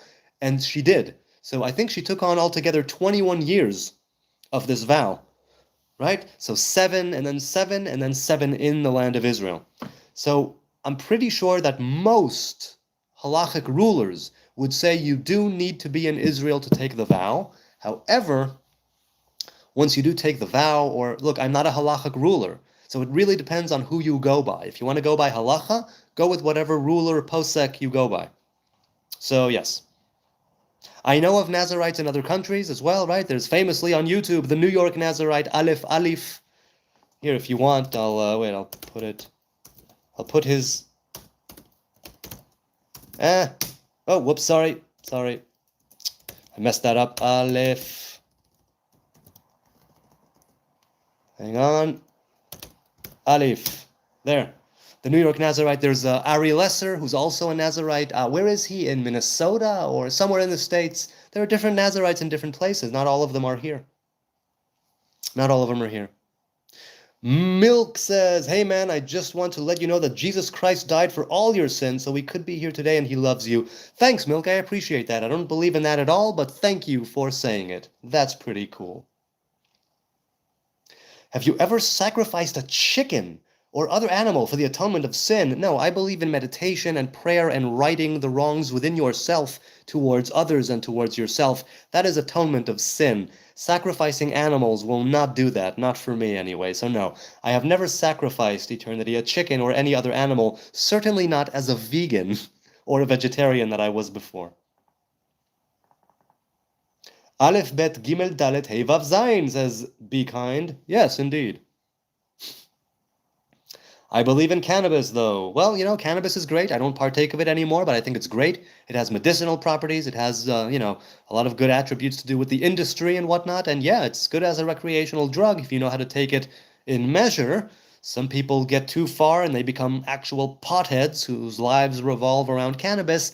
And I don't know if that's good, or at least it wasn't good for me. Let's put it that way. And whenever I felt that it was getting to be a bit too much, I always took a tolerance break for a month or two, whatever it was. I always, thank God, I was a daily smoker for a long time. I loved taking a hit or two off a joint before bed, but whenever I found that it was getting to be a bit too much, I took a break and I kept my tolerance low for years. So it was pretty good, definitely. I am a child of God, says Jim Peacock, nothing else. Yeah, see, I'm along those lines, like all of us. I'm just a child of God trying to navigate through this world, right? Trying to figure out what this life is about. I've got my traditions, I've got my history, I've got my faith, and Orthodox indoctrination, to be sure, that I was brought into. But yeah. Ecstasy says, where do you think Jesus is today, metaphysically or spiritually? Be honest, please, no judgment. I think that he lived and died a righteous man, and he's probably in the waiting room that we call Lower Eden. That's where I think he is. Child of Satan, says FDF. Yes, I am a child of Satan, too. For sure. I'm definitely a child of Satan, and that's pretty cool. I love being a child of Satan. My two dads, God and Satan, we hang out every day and we play poker. I usually win. Can you share your thoughts on Bondi attack? Well, I think that killing innocent people in the name of God is not great. I think that if you're going to target people, and fire at them with an automatic or semi-automatic weapon, that's not too good either. So my thoughts, that it's two terrorists, as far as I know, who attacked people who were just on the beach lighting a Hanukkah, Chanukiah, a Hanukkah menorah. So I'm thinking that killing innocent people because of what they believe is not a good thing. By and large, those are my thoughts. This is stupid, says Shoot It. You're darn right it's stupid. I am the king of stupid. I am the stupidest wizard's apprentice that you will ever meet. Do a lot of Jews have dreadlocks? No, I don't think so. I mean, Ethiopian Jews would probably have it more than others. Not a lot of Jews have dreadlocks. No, I don't think they do. You can't be both, you either Satans or gods. Oh, of course I can be both. Look at me. Can you please explain the red heifer, Dizzy says. Okay, so the red heifer is, you take a heifer that has all red hair. If it has more than 2 white hairs or black hairs, it is disqualified from being a red heifer. It needs to be completely free in the sense that it was never worked, right? There was never any load put on it. It was just like that, doing its thing. And you slaughter it ritually, right? And you burn it. You take its ashes, you put it in a vial, right? Or a jug, right? A kli, some sort of vessel with water. You take, what is it? It's a branch of hyssop, but is it just the red heifer and the water, or is there something else? Okay. Yes. So the red heifer, its ashes are put into the water. The hyssop branch is dipped in the water. You take somebody who is supposed to be purified from defilement of corpses, human death, and on the 3rd day of defilement and the 7th day of defilement, this person shaves their head. and the rest of their body, or just their head? I think it might be just their head. And then you sprinkle them with that water on the third day and on the seventh day, and they are made pure of defilement of death. In the Hebrew faith, we have different levels of defilement, right? There's defilement if, let's say, you eat something non-kosher. There's defilement of a certain kind if you sleep with a woman who's menstruating. There's defilement of some kind, and by defilement, mind you, I mean ritual uncleanliness, ritual impurity. Ritual uncleanliness, ritual impurity is a part of the cycle of life. There's absolutely no way that all of the nation of Israel, at one time, all of us together, will be ritually pure, or at least that has not happened yet. Purity is something that, much like the cycle of life, comes and goes, right?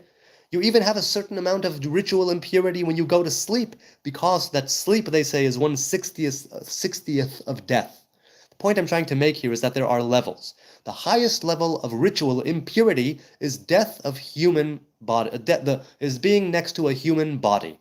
Because of where death came into the world, Eden, according to the story of creation, and because that it was humanity that was receiving the commandment of don't eat from the fruit of knowledge of good and evil, right, and you'll die, and we brought death into the world, so what's called the father of fathers of impurity, avi avot hatum'ah, that is human death, unlike animal death, which is lower, okay?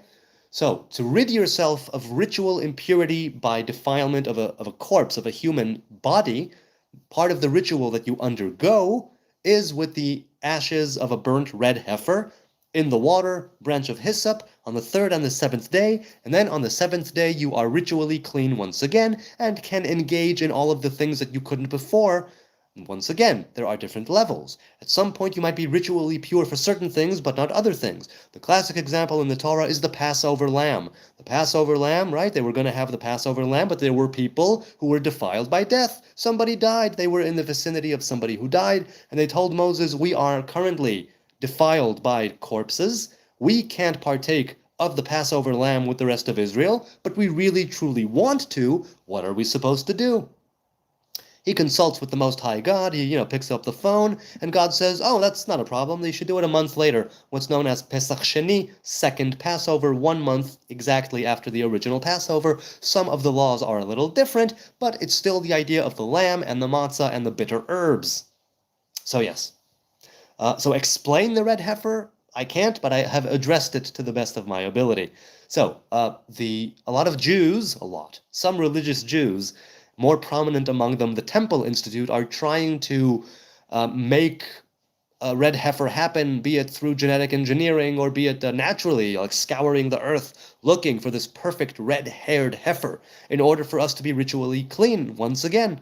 And Rabbi Yehoshua Friedman, who wrote the book Nazir Elohim, Nazarite of God, the Nazarite Rabbi Yehoshua Friedman, he is of the opinion that those who will purify the rest of Israel will be Nazarite priests, right? Because a Nazarite, a person who takes on the Nazariteship, even if they were considered ritually impure before, when a Nazarite takes on their vow, they go from being impure to pure by virtue of the vow. Now, they can screw it up, let's say, by becoming impure once again, but until that time, when they are still under the vow of a Nazarite, they are sort of elevated above death, okay? With that crown of separation from death, which is why we separate from grapes and grape products. It's why we separate from death. And it's why we grow out the hair, to symbolize life from the highest place, right? The hair on the head. The point I'm trying to make is that he says that it will be Nazarite priests who will start to purify all of Israel. He wrote that book and he published it a few years ago, and I met with him and I spoke with him here in the Old City, in the Jewish Quarter. It was lovely. We had a long discussion, and I found it really great that is his hypothesis, that the ones who will purify the Hebrew people will be Nazarite priests. And I think it makes sense halachically. Technically, it makes sense that that's exactly what will happen. So I love that idea. Let's continue. What house did your hate put you in? Oh, you mean like, I don't know. I guess I would be a Hufflepuff, I guess I would be a Hufflepuff. That's what I'm thinking. Palestinian has existed for millennia, had been called Palestine. No, it's been called Palestine for more than a millennia. It's been called Palestine ever since Rome burned down the temple in 70 AD, and then a short while later, the Bar Kokhba revolt in the 2nd century failed. And when that failed, the Romans, the Roman Empire, called this place Provincia Syria Palestina, the province of Assyria and Palestine, named for Assyria, who exiled the kingdom of Israel, the 10 lost tribes, and for the Philistines, who came from the Aegean Sea in Greece, and who were a pain in the ass of the Jews, the Hebrews, not the Jews, the Hebrews, at the time of conquering the land, and afterwards. Samson very famously killed many Philistines, and the earth was, and the land was quiet. He judged Israel for 40 years, and then there was quiet for 80 years. So you are very much mistaken.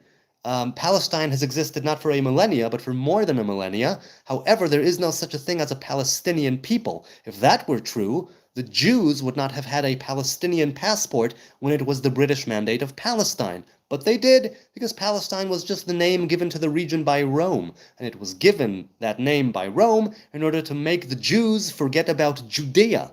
However, sucks for them because we are still here, still thinking about Judea. The remnants of the kingdom of Judah, myself included, have proven that throughout time the Roman Empire has fallen, but the Jews are still here. We're like vermin, we're like cockroaches, we are everywhere and you can't get rid of us. That's what people say.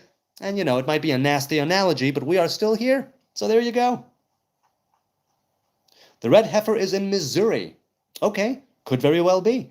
Let the Temple Institute in Jerusalem know, and they'll have somebody there tomorrow. No Palestinians, lol, says Adam. No, there was no such thing. Please tell me. Show me a Palestinian coin. Tell me the Palestinian national anthem. Who was the first Palestinian leader? What were the borders of Palestine? And the most important question, if there really truly was a Palestine, and it was stolen away by the Jews, why did Jordan not establish a Palestinian state from 1948 to 1967 when it was in control of Jerusalem? And why didn't Egypt establish a Palestinian state when it was in control of Gaza from 1948 to 1967? Or could it be that people only bitch and moan and cry after they start a war, get their asses kicked, and then say, oh, they stole our land? Maybe there was no Nakba. Maybe there was just a war that the Arabs started and the Muslims started against the Jews and lost. Maybe. So yeah, I do believe that there are people here, okay? People. Forget the label. There are people living here. I don't want to uproot them. I don't want to displace them. I don't want to kill them. I want to make peace with them. I want to be able to go eat hummus in Gaza someday. But we need to have peace. And you cannot have peace with a people whose entire ideology says that the Yahud are dogs and pigs and apes, and if you kill them, Allah will grant you all of your wettest and dirtiest wishes. And I use that, loosely. But you can't have peace with people like that. Hang on, baby monitor went off? No, it's okay. So yeah, you can't have peace with a people who want to kill you, which means that we need to de-radicalize Israel and Palestine alike, and we need to take the religious extremism out of the equation. Keep religion by all means, but the extremism can just take a long walk, and the people here who are more into righteousness and justice and peace and love can come together and find the way somehow to make peace together. But as long as the extremist religious people are in charge, there's very slim chances of that happening, because they want to kill us all. They want to drive us into the sea. And in Islam, basically, from what I'm told and from what I see, there's Dar al-Islam and there's Dar al-Harb, right? There's the house of Islam and the house of the sword.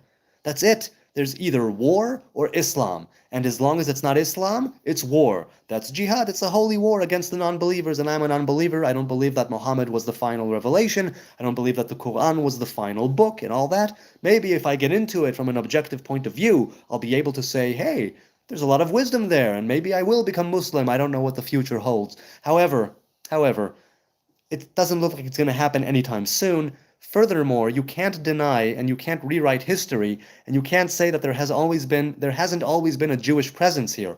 Other people were here too, of course. But the Jews were here as well. This land is literally Judea.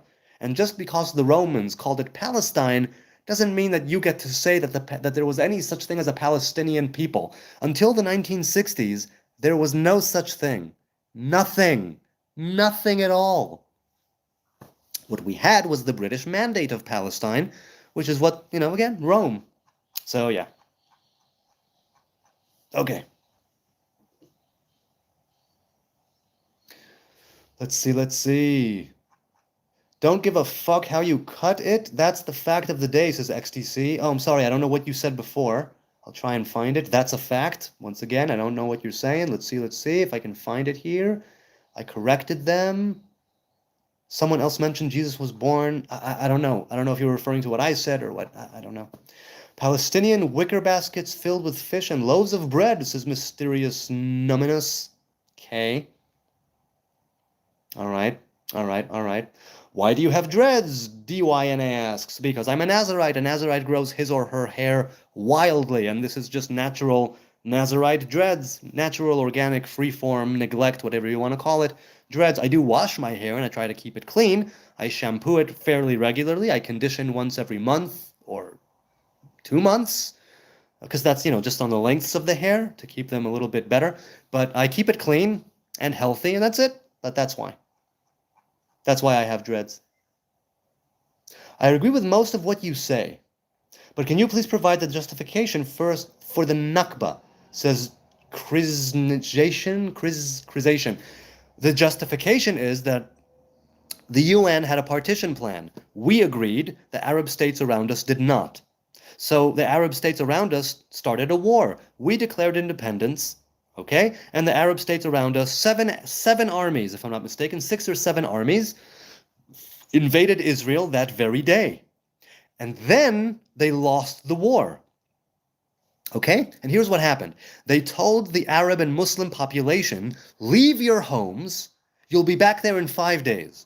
Leave your homes, we will exterminate the roaches, and then you can come back. It's a very surgical strike. Don't worry. Everything will be cool. We won't leave anything. Everything will be untouched. We'll come in. We'll get rid of the Jews. We'll drive them all to the sea. We'll bathe in their blood, whatever the hell. And then you can come back to your home. The problem is that they couldn't cash that check. Now, the people left. Now, some places were taken over by the IDF because this is war. It's war. It's not a fairy tale or a Netflix special. It's war. In war, innocent people die. That's just that's just a fact. In every single war that's ever been fought, innocent people have died. So, in many wars, most of the wars. So, the people left their homes, okay? They thought they'd be back in a few days after the Yahud would all be dead. And the Yahud lived. Like the vermin that we are, we managed to survive. Still, yet another attack, yet another persecution, yet another war, another pogrom, another would-be Holocaust. We managed to survive, which is a real pain in the ass for all of those Muslim and Arab countries, because now, oh no, we said that we would exterminate them, but somehow, by the grace of God, they managed to kick our asses, and now what? So they were left sort of, kind of with their pickle in their hand, if you know what I mean. And the people who left their homes, some of them were taken over, because in war you lose territory when you're the one who starts the war. You don't get to start a war and then complain when you lose. You don't. And if you are going to do that, okay, feel free to complain. Show me, give me a precedent where that is a thing. No. So people may cry and say that Jews are victims, the eternal victims, but at least in this case, the justification is that they started a war and they lost the war. Israel has given back plenty of land and prisoners and things and laws and whatever in search of peace and of an actual real partner to be with and to converse with and to work with and to build bridges with, to find common ground with. And every single time that Israel extended its hand or its hands, the corrupt leadership of the Arab and Muslim and Palestinians around us has caused it to go smash. Now, eventually, we did have and we do have peace with Jordan.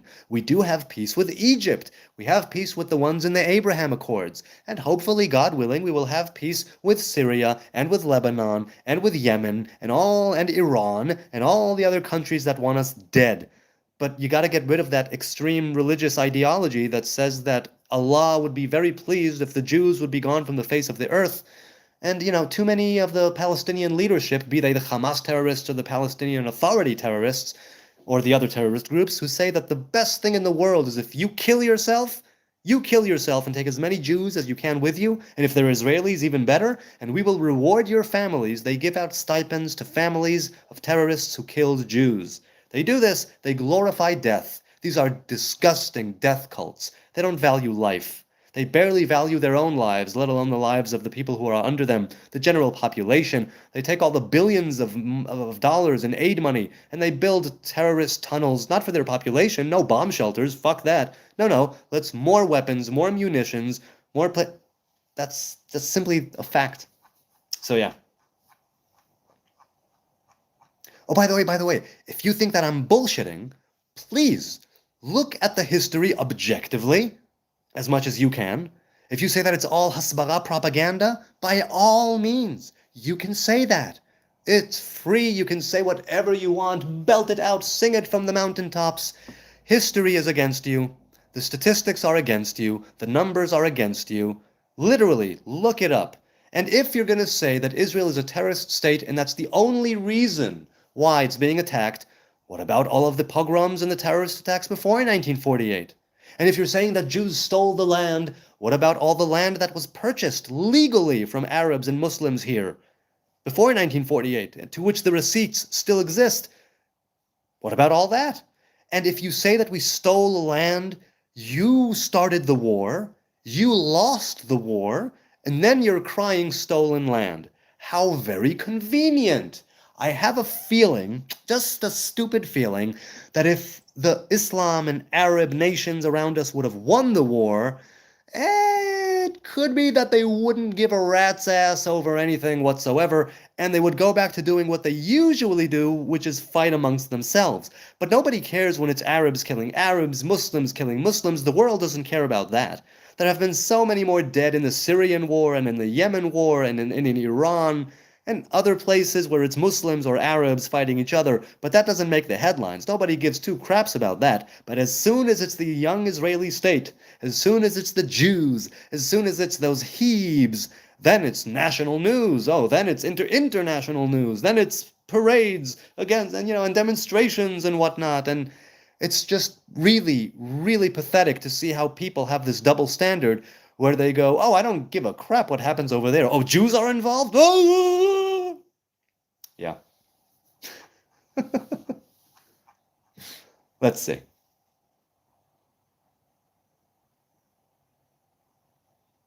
Never take the mark, it's coming soon. Well, I don't know what that means, but okay. You're behind all evils, says Zara. Yes, I am. I am an evil, wicked Jew, and I'll cast a Jew spell on you. Yeah, I'm behind all evils, this guy. For sure. Did you personally receive stolen land? Asked Stefan. No, I live between two Arab villages, right? Tzul Bahir and Jabal Mukba, right? I live in Jerusalem with Arab villages all around me. It's like, no.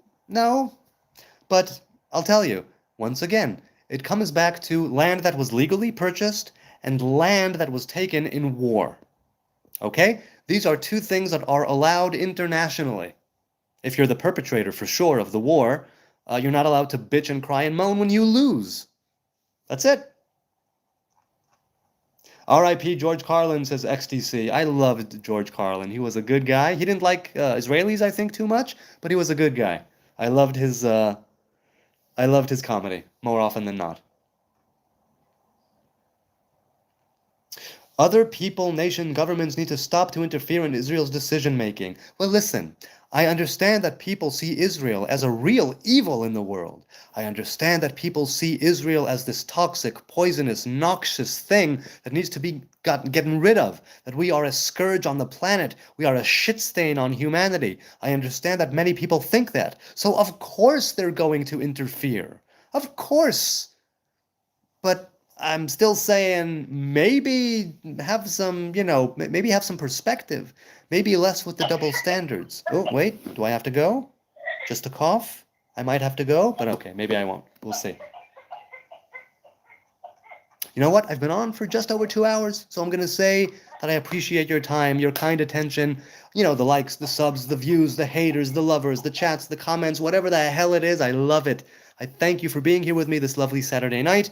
I hope you'll join me again tomorrow night, God willing, or maybe tomorrow morning, because I'm working from home tomorrow. I think tomorrow morning, around 10 or 11 a.m. Israel time, I'm going to go live, look for that, but I'm still not sure. And I hope I was of some value, some kind of value. I hope it was a little bit entertaining, at least, if not valuable in some way.